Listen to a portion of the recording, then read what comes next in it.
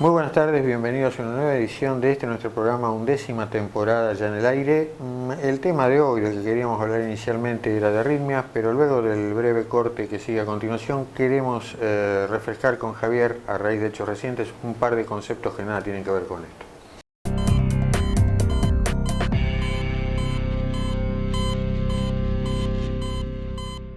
Bueno, volvemos del corte y les habíamos dicho que el tema original del día era arritmias, pero que había un par de cosas de las que íbamos a hablar antes. Una de estas, a pesar de que hemos dado programas antes del golpe de calor, viene a cuento porque en esta semana ocurrió que alguien que corría una carrera breve, 10 kilómetros, muere en plena carrera en un horario, digamos, no apto para correr y cuyo estado de hidratación aparentemente era por lo menos dudoso.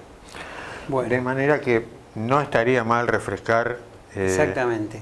Primero que la distancia no es tan corta. No. Estamos hablando de una maratón, es casi el 25% de una maratón. Sí.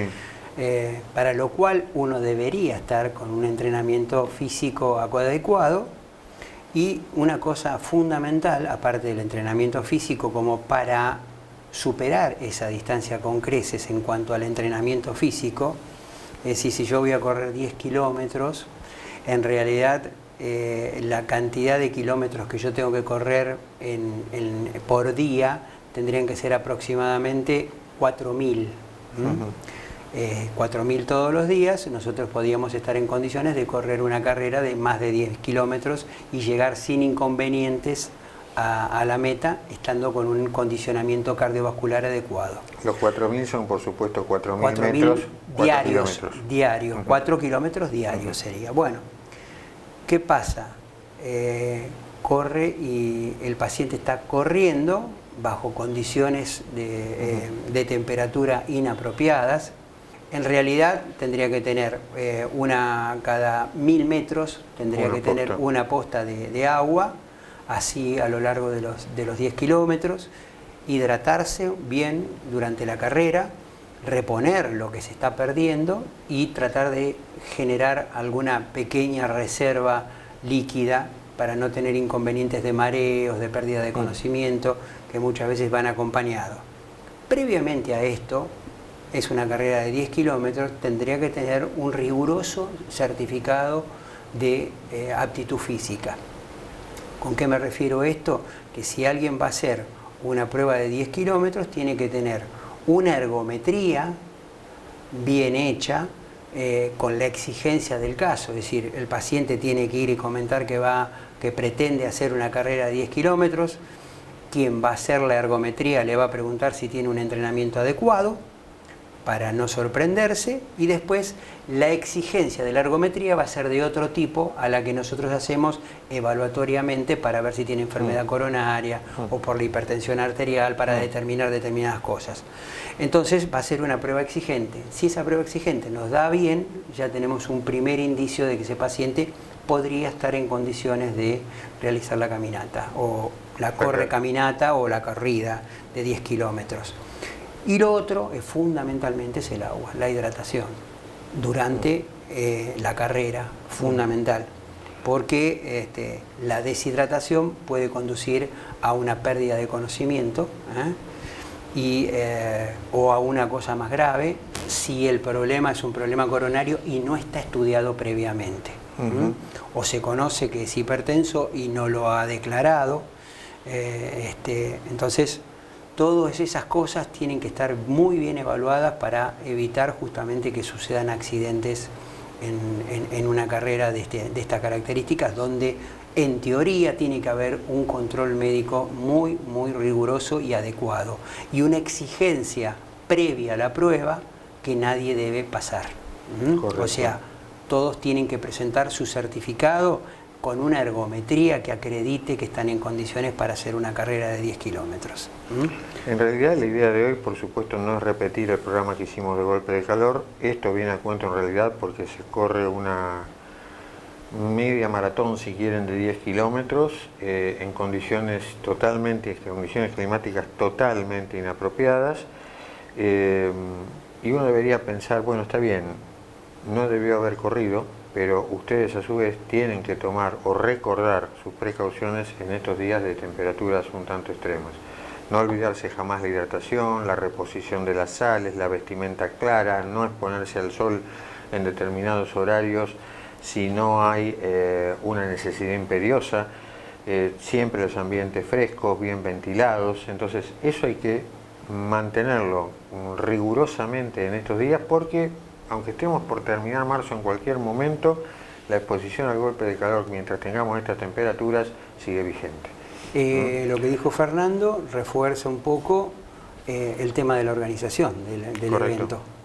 Me parece que no es momento para organizar ningún tipo de esta exigencia, de carreras de esta exigencia, por las condiciones climáticas. Así que lo que debería hacer es postergarse, no suspenderse, sino postergarse para una temperatura más adecuada, que los pacientes no sufran el rigor del calor y que eso mismo pueda traer inconvenientes Tenés quejas en este momento en el ambiente del fútbol por los partidos que se juegan 5:30 de la tarde, cancha llena. Locura. Locura y son total. Jugadores profesionales, súper entrenados y sin iba. embargo ocurren problemas. Correcto.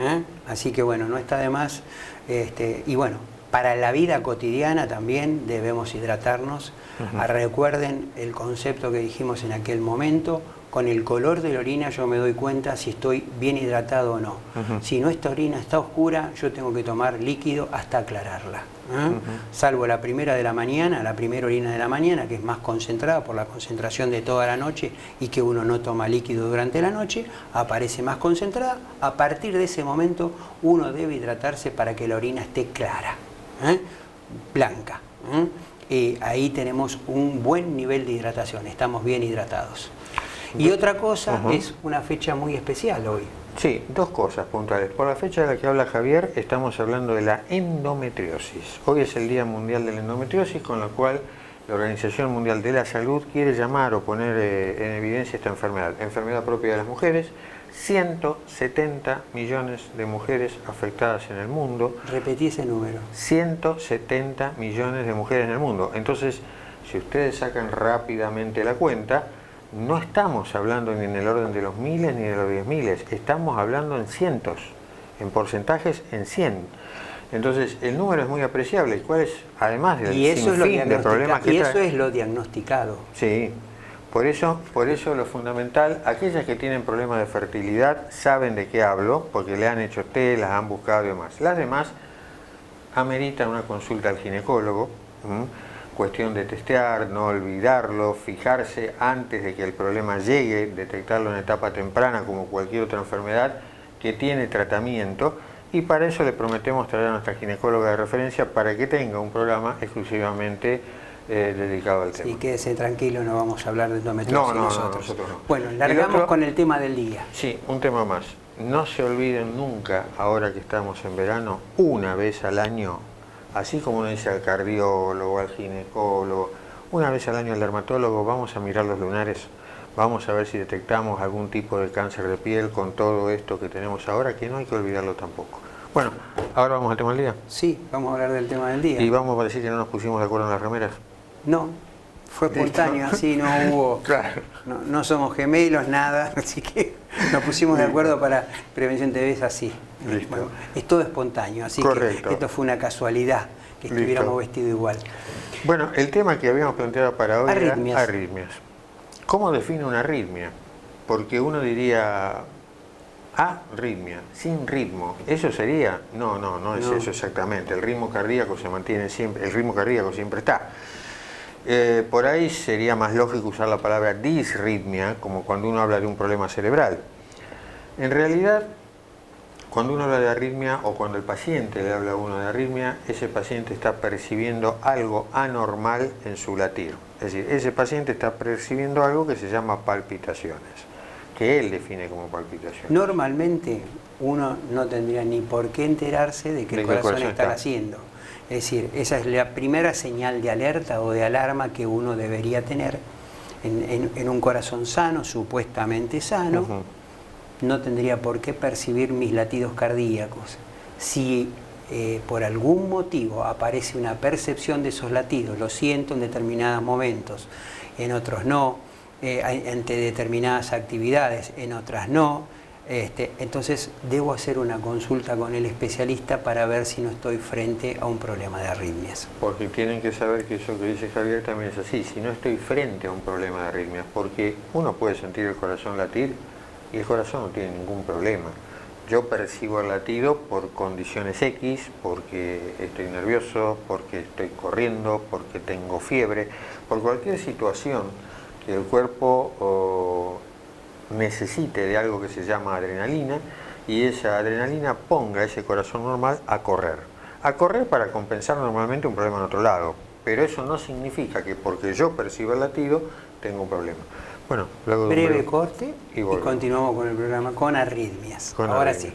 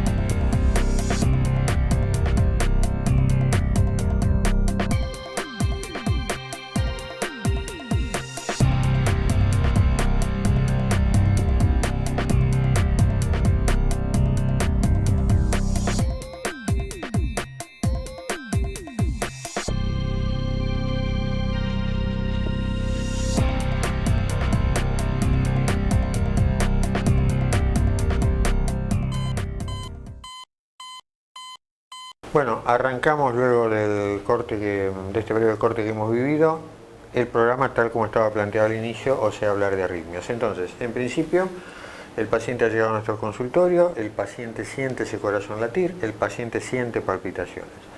Lo primero que uno tiene que saber es si realmente el paciente tiene un latir normal o efectivamente hay arritmia. ¿Cómo se organiza uno para estudiar eso? ¿Qué es lo primero que haces? Básicamente es un electrocardiograma en las condiciones que se encuentra el paciente. Si en ese electrocardiograma, porque es un minuto más o menos lo que podemos tardar en hacer un electrocardiograma, no hay ninguna alteración, no apareció ninguna arritmia ni nada, tampoco podemos decirle que el paciente está fenómeno. Por lo tanto, existen otros métodos que nos permiten a nosotros poder evaluar a ese paciente, inclusive las 24 horas del día, con algún dispositivo, que seguramente es lo que vas a querer hablar ahora. No. Lo que le quería decir, lo que dice Javier recién, es muy importante, en el sentido de que yo hago un electro que dura 1 minuto. No hay nada, no tengo nada, no. Lo que usted tiene que hacer en ese minuto no tiene nada. En ese minuto, lo que uno debería hacer en realidad es en el momento que siente las palpitaciones, buscar alguna guardia, buscar algún consultorio, ir a algún lado donde a uno le puedan hacer el electro en ese momento. Porque en ese momento, si uno tiene una chance ahí de encontrar efectivamente la arritmia o de poder decirle, mire, su corazón está acelerado por otra razón, pero arritmia no hay. Entonces, para que el electro sea realmente de valor, tiene que ser hecho en el momento en que tenemos la arritmia. Si no, es como dice Javier, 1 minuto recostado, un electro basal que no tiene por qué dar mal en realidad si no hay antecedentes de otra cosa. Entonces eso es algo clave. Y como bien dice Javier, muy bien. No es la vida cotidiana, ese momento, porque está acostado, tranquilo, tranquilo o no, por la consulta le genera cierta inquietud, pero de todas maneras está en reposo el paciente. Correcto, no lo estamos exigiendo. No es la condición de exigencia que puede tener, qué sé yo, que haya corrido o salió a trotar o a hacer alguna actividad física, lo que sea, y sintió un cuadro que nunca había relatado. Por eso es importante conocerse uno. Entonces, si encuentro un latido que me resulta sospechoso, que yo nunca lo he percibido, es bueno no perder tiempo y dirigirse hacia alguna guardia para justamente poder hacer la detección en el momento en que yo tengo ese episodio, que me saquen un electrocardiograma que tiene un valor enorme desde el punto de vista diagnóstico. Hay algunas arritmias que vienen para quedarse, y uno las puede detectar perfectamente. Esa arritmia, que es la más arrítmica de todas las arritmias, es una consulta muy frecuente en las guardias, se llama fibrilación auricular. Quiere decir que nuestra aurícula, en vez de latir en forma sincrónica con el ventrículo, primero la aurícula y después el ventrículo, la aurícula está como aleteada y genera una frecuencia cardíaca dentro de la aurícula muy importante, de 200, 300 latidos por minuto, que mediante el nódulo aurículo-ventricular que nosotros tenemos un pasaje de esa cantidad de latidos, que no es esa cantidad, pero sí es una frecuencia alta y fundamentalmente irregular, francamente irregular. Es un latido detrás del otro con una sincronicidad, sin repetición, absolutamente no hay nada. una cadencia es la más regular. arrítmica de las arritmias. Bueno, lo que dice Javier en realidad, antes de entrar a lo que el paciente puede contar sobre qué siente de cada arritmia, Javier definió una fibrilación auricular, después le voy a pedir que defina extrasístoles, pero yo llego a ese consultorio de ese médico, le puedo contar cómo es mi arritmia, pero hay cosas que yo tendría que tener presente también. Me refiero al tema del interrogatorio. Cuando el paciente, no doctor, nunca sentí esto, pero, le tengo que referir si yo tengo EPOC, si soy asmático, si estoy medicado por esto. Le tengo que referir si soy hipotiroideo, si el hipotiroidismo lleva tiempo, si hay algún cambio reciente en la dosis de T4, si hace mucho que no me hago análisis, porque también hay muchas condiciones extracardíacas que generan arritmias. Entonces, al profesional todo esto de alguna manera lo orienta, porque ese tipo de enfermedades a su vez tiene tipos de arritmia en particular, de los que uno puede esperar. Es importante que yo le diga, doctor, en el testeo laboral me dio positivo un Chagas, aunque eso en general el paciente que va por un problema cardiológico lo tiene presente, pero las otras enfermedades tal vez no.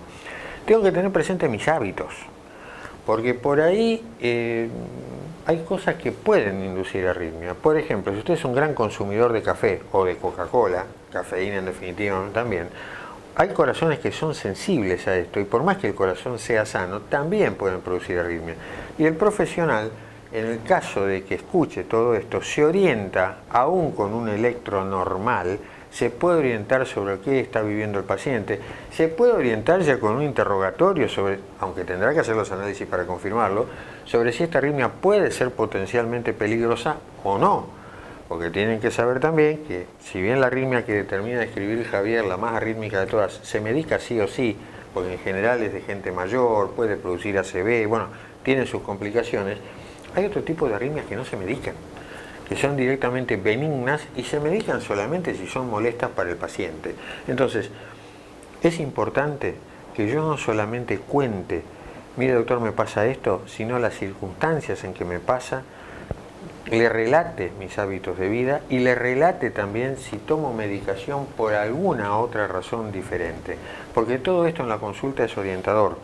Por ahí no para el paciente, pero sí para el profesional que lo está escuchando, que le pueda decir tranquilícese, esto es normal lo que a usted le pasa, esta arritmia es en general benigna, vamos a hacer tal o cual estudio. Y esto que dice Fernando es de mucha importancia, porque uno en general va a que le resuelvan el problema a la guardia y olvida de hacer el comentario de que, por ejemplo, toma aerosoles, broncodilatadores, que en general provocan taquicardias a nivel del corazón, o justamente algún problema tiroideo, que si bien es crónico, el endocrinólogo por ahí en la semana previa ha decidido aumentar la dosis de la hormona tiroidea, la T4, y ese cambio brusco todavía el cuerpo no lo acepta y me puede responder con una especie de taquicardia. Así que todas esas cosas ustedes deben comentársela al profesional para orientarlo más ante qué paciente estamos, ¿no?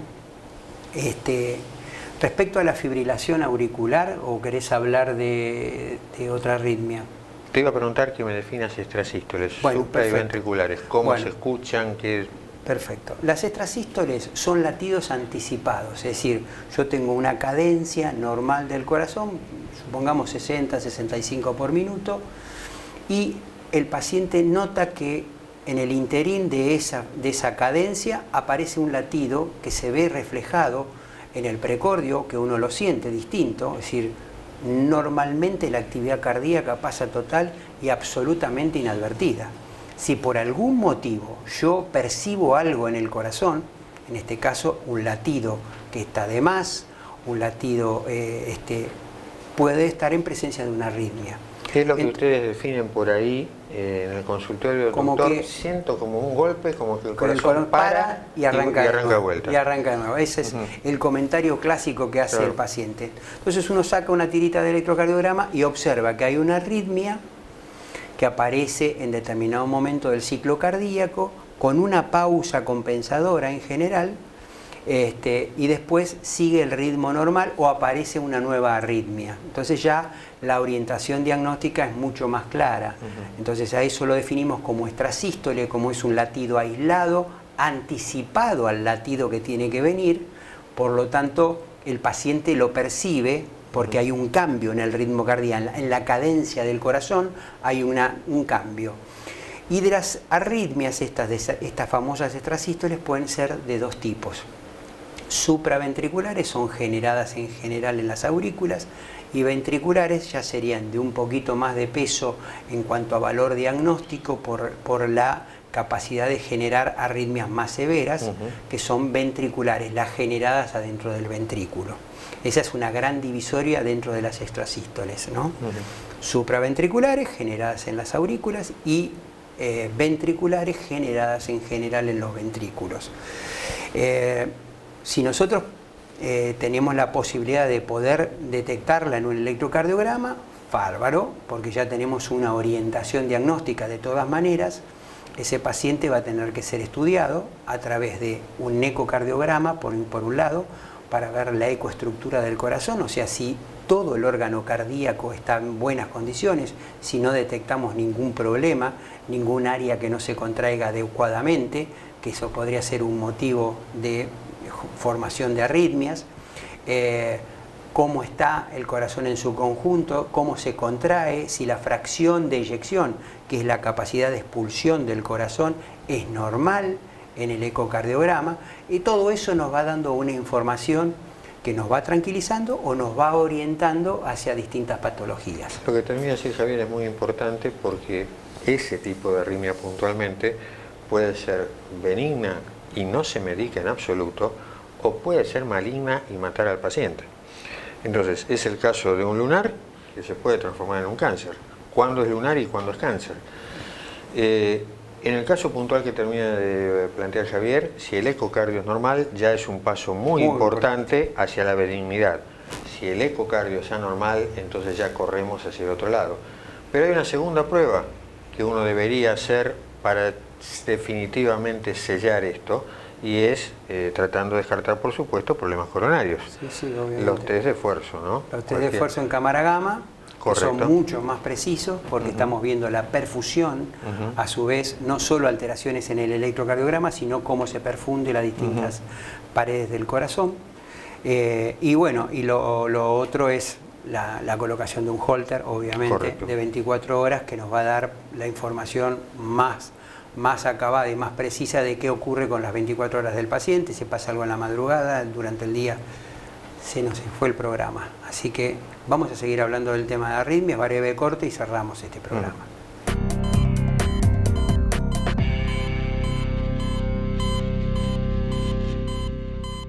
Bueno, luego del programa de hoy, luego de este breve corte, no queda más que cerrar el programa. Agradecerles una vez más el estar ahí. Como dice Javier, ampliar el tema, quedó mucho pendiente.